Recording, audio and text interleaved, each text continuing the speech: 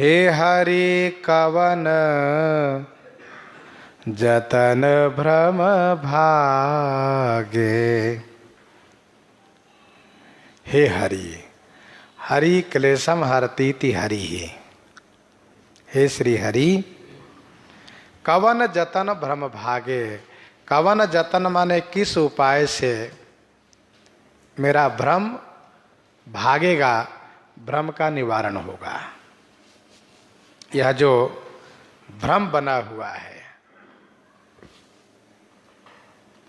जासु कृपा स भ्रम मिट जाई, गिरिजा सोई कृपाल रघुराई। नानत्व रूप जगत में जो भ्रम बना हुआ है, देखत सुनत विचारत यह मन, निज स्वभाव नहीं त्यागई। हम इस नानत्व रूप जगत की नश्वरता को देखते हैं, सुनते हैं, विचार करते हैं। कहीं किसी चीज में स्थिरता नहीं है, ये परिणामी है, परिवर्तनशील है, बदलता रहता है सब। जैसा आज दिख रहा वैसा कल दिखता नहीं। देखते हैं, सुनते हैं, विचार भी करते हैं, लेकिन यह मन जो है ना, निज स्वभाव नहीं त्यागे। ये मन अपना स्वभाव नहीं त्यागता है।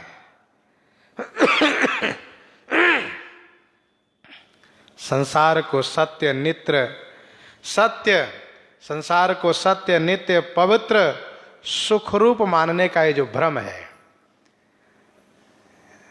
मेरा मन संसार को सत्य मानता है, नित्य मानता है, सुखमय मानता है, जबकि ये भ्रमात्मक है, ऐसा है नहीं। नानत्व रूप जगत न सत्य है, न नित्य है और न सुखद है। अनविचार रमणीय सदा संसार भयंकर भारी। विचार न कर दो संसार बड़ा रमणीक लगता है, पर ये रमणीक है नहीं।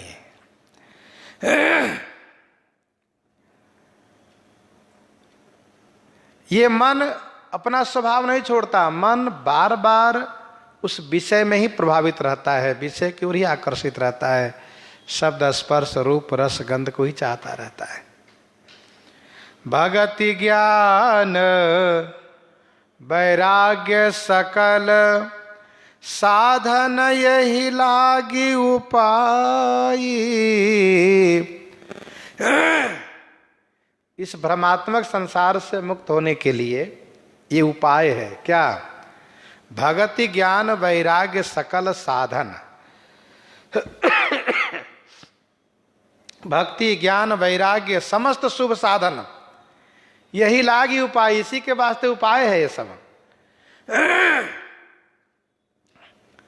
कि भ्रमात्मक संसार समाप्त हो जाए, मन समझ जाए कि संसार की जो नश्वरता है, नानत्व रूप जगत की जो नश्वरता है, भगवान श्री राम की जो सत्यता है, श्री राम रूप में जगत की सत्यता है, इस बात को समझने के लिए तमाम उपाय है। भक्ति ज्ञान वैराग्य सकल साधन यही लागी उपाय। लेकिन जो साधन कल्याणकारी है, जिससे वास्तविक बोध होना चाहिए, ज्ञान होना चाहिए, उस साधन को जब हम करने लगते हैं तो उसी साधना काल में, उस साधना काल में भी हमारी एक विषय परक ही कामना होती है। क्या? को भल कहो, हमें कोई अच्छा कहे कि हाँ महाराज बहुत बढ़िया, आप बहुत बढ़िया साधन कर रहे हो। को भल कहो देव कछु, कोई हमें अच्छा कहे और कोई कुछ दे। असी वासना न उड़ते जाई, ऐसी वासना हृदय से नहीं जाती है। अर्थात हमारे अंदर चाहना हो जाती है कि हमें कोई कुछ दे, हमें लोग भला कहे, अच्छा कहे। तो ये तो फिर सांसारिक विषय की ओर ही मन का झुका हुआ, सांसारिक विषय की ओर ही मन का झुका हुआ। जेहि निशि सकल जीव सूत ही तब, कृपा पात्र जन जागई, जेहि निशि सकल जीव सुतहि तब, कृपा पात्र जन जागई। जहि निशि सकल जीव सुतहि तब, जहि निशि मन जिस रात्रि में सभी जीव सोते हैं, तब कृपा पात्र जन जागई, तब माने आपके कृपा पात्र जो जन है, भक्त है, वो जगते हैं।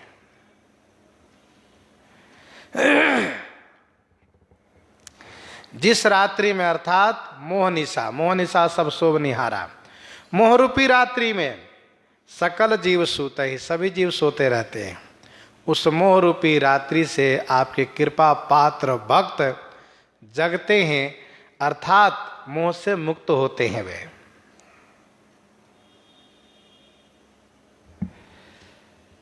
निज करनी विपरीत देखी मोही, समुझी महाभय लागे।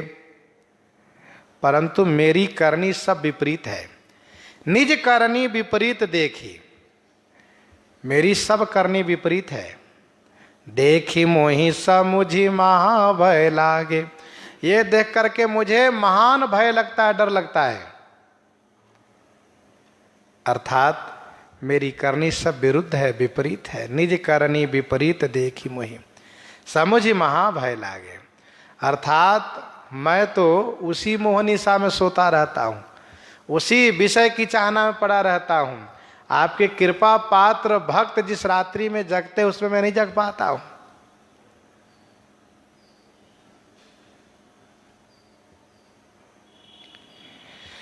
यद्यपि भग्न मनोरथ विधिवश, सुख इच्छत दुख पावै। यद्यपि भग्न मनोरथ विधिवश, सुख इच्छत दुख पावै। यद्यपि भग्न मनोरथ विधिवश, विधिवश माने दैव योगवश, विधिवश माने दैव योगवश, भग्न मनोरथ, भग्न मनोरथ माने मनोरथ नष्ट होने से। यद्यपि दैव योगवश, प्रारब्धवश मनोरथ को नष्ट होने से सुख इच्छित दुख पावे। सुख की इच्छा रहते हुए भी हम दुख पाते हैं। सुख की बड़ी इच्छा होती है लेकिन हमें दुख मिलता है, हम दुख पाते हैं। कैसे? उसी प्रकार से। किस प्रकार से? तो जिस प्रकार से चित्रकार करहीन जथा, स्वार्थ बिनु चित्र बनावई। जैसे चित्रकार करहीन, जथा माने जैसे कोई चित्रकार, करहीन माने हाथहीन है, हाथ उसके पास नहीं है, तो वह मन ही मन चित्र बनाता है। क्यों? स्वार्थ के लिए। चित्रकार करहीन जथा स्वार्थ बिनु चित्र बनावे। अर्थात जान रहा है कि मैं चित्र बना नहीं पाऊंगा, फिर मन चित्र बनाता रहता है और उसमें सोचता है कि ऐसा चित्र बनाऊंगा तो इससे ये मिलेगा, इतना बड़ा द्रव्य, इतना लाभ होगा, इतना धन मिलेगा। लेकिन उसको बाद में पता चलता है कि मेरा हाथ है नहीं, मैं तो बना नहीं सकता। मन का मनोरथ है केवल, तो सोच करके फिर दुखी होता है कि अरे मेरा सब निरर्थक है, व्यर्थ है। वैसे ही मनोरथ भंग होने पर मनुष्य को दुख होता है। ऋषिकेश सुनि नाउ गाँव, ऋषिकेश सुनि नाउ जाऊं बलि, अति भरोस जिय मोरे। ऋषिकेश सुनि नाउ जाऊं बलि। हे रघुनंदन, आपका नाम ऋषिकेश है, यह नाम सुन करके मैं आपकी बलिहारी जाऊं। ऋषिकेश सुनि नाउ जाऊं बलि। ऋषिकेश का अर्थ होता है इंद्रियों के प्रेरक, इंद्रियों के स्वामी। आप ही इंद्रियों के स्वामी हैं। आपका नाम है ऋषिकेश, आपका नाम है गोस्वामी, गोसाई। मैं बलिहारी जाऊं, अति भरोस जिए मोरे। मोरे जिए माने मेरे हृदय में अति भरोस, अतिशय भरोसा है, बहुत विश्वास है। क्या? तुलसीदास इंद्रिय संभव दुख, तुलसीदास इंद्रिय संभव दुख, हरे बनहि प्रभु तोरे। गोस्वामी जी कहते हैं कि इंद्रिय से उत्पन्न जो दुख है ये आपको हरने से ही नष्ट होगा। हरे बनहि प्रभु तोरे, प्रभु आपको हरते ही बनेगा, आपको नष्ट करते बनेगा। क्यों? क्योंकि आपका नाम ही ऋषिकेश है और आप इंद्रियों के स्वामी हैं। इसीलिए इंद्रिय संभव दुख जो है उसको आप ही समाप्त कर सकते हैं। इस प्रकार से